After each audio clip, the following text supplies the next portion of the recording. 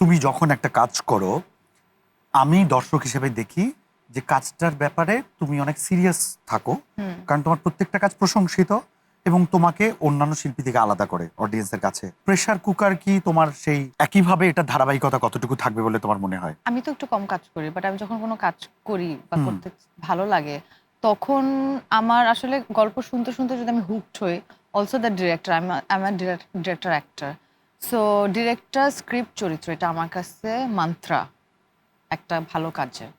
তো ওইটা যখন মিলে যায় তখন ওইটা করি। সো আমার কাছে মনে হয় আমি আশাবাদী, অবশ্যই প্রেসার কুকার অবশ্যই সেটা জারি থাকবে। এখন ধরো তোমার প্রথম আইসক্রিমের ডিরেক্টর রেদওয়ান রনি, হ্যাঁ, এবার সে একটা দম ফাটানো মানে দম সিনেমা নিয়ে নিয়ে এসেছে, আসছে। যেটা একটা হাইপ আছে তোমাদের হ্যাঁ, প্রেসার কুকারের মতো। সামহাউ কি মানে একটু কম্পিটিশন ফিলটা আসে?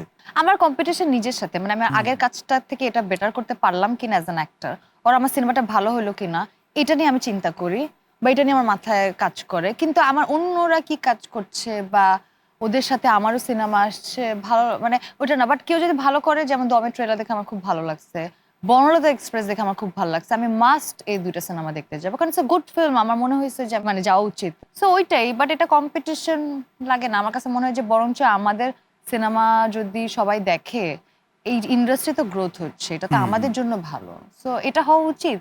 তোমাকে ধরেই বলি যে তুমি এই যে আইসক্রিম নন ফেস্টিভ্যাল মুভি, হাওয়া নন ফেস্টিভ্যাল মুভি, এর আগে আমরা দেবী পেয়েছি, তো এরকম অসংখ্য মুভি সাকসেসফুল হয়েছে যেগুলো অফ ট্র্যাকের। তুমি যেটা বলছিলে ব্যবসা সফল, কিন্তু এটাতে রেগুলার বেসিসে কিন্তু হচ্ছে না। সব আমরা ঈদের জন্য ওয়েট করি যে ঈদে আমরা হ্যাঁ, মুভি রিলিজ হ্যাঁ। দিব। ভবিষ্যতে নন ফেস্টিভ্যাল মুভিতেও কম্পিটিশন হবে, এই ব্যাপারে তুমি কতটুকু আশাবাদী এটা তো আছো? আমি চাই, মানে আমি চাই। চাই তো আমিও, হ্যাঁ, আশাবাদী কতটুকু? আশাবাদী, আমার এখন আমি আশাবাদী, কারণ কি, আমি যখন মনে আছে আমি যখন কাজ শুরু করি তখন তো ওটিটি ছিল না, কোনো কিছু ছাড়া যে আজকে আমি অভিনেত্রী হব, মানে এটা না, মানে তখন তো কোনো সিচুয়েশন ছিল না, বাট আমি হোপ করতাম। সো ওই হোপ থেকে দেখা গেছে যে অ্যাকচুয়ালি মানে এটা আসলে হচ্ছে, এবং আমাদের দেশের ডিরেক্টর তো সো ট্যালেন্টেড এবং অ্যাক্টরও সো ট্যালেন্টেড, এবং আমাদের দেখেন ফিল্ম দিন দিন কিন্তু রাইজ করছে, আমাদের ইন্ডাস্ট্রি কিন্তু অনেক গ্রোথ হচ্ছে। রাইট। আমরা এখন কম্পিটিশন নিয়ে চিন্তা করছি, যেটা আগে এই ধরনের কোনো কথাই হতো না, এখন কম্পিটিশন নিয়ে হচ্ছে, so it's a good thing.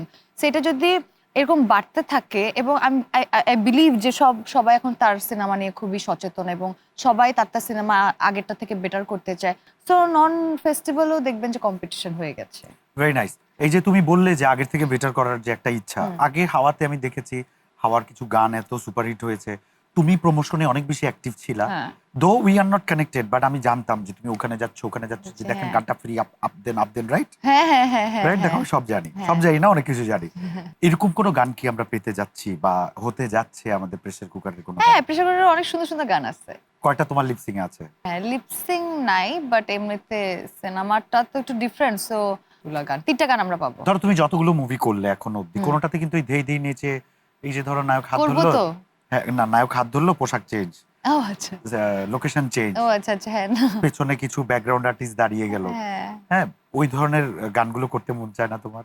আমার কাছে তো গল্প, ক্যারেক্টার ইম্পর্টেন্ট, সো ওরকম ভাবে যদি কোনো কিছু ব্লেন্ড হয়ে ডিমান্ড যায়, করে, ডিমান্ড হ্যাঁ, করে চলে আসে সে, আপনি বলতে যাচ্ছেন কমার্শিয়াল ফুল ফরম্যাট, মানে কমার্শিয়াল ট্র্যাডিশনাল ফিল্ম, যেটা, ট্র্যাডিশনাল হ্যাঁ। ফিল্ম, ওইটাও করতে চাই, বাট সেটার জন্য আমার আসলে একটা প্রিপারেশনেরও বিষয় আছে, আর আমি তো ওয়েট করছি একটা ভালো স্ক্রিপ্ট যদি পেয়ে যাই, তাহলে ওয়াই নট, আমি করতেই চাই।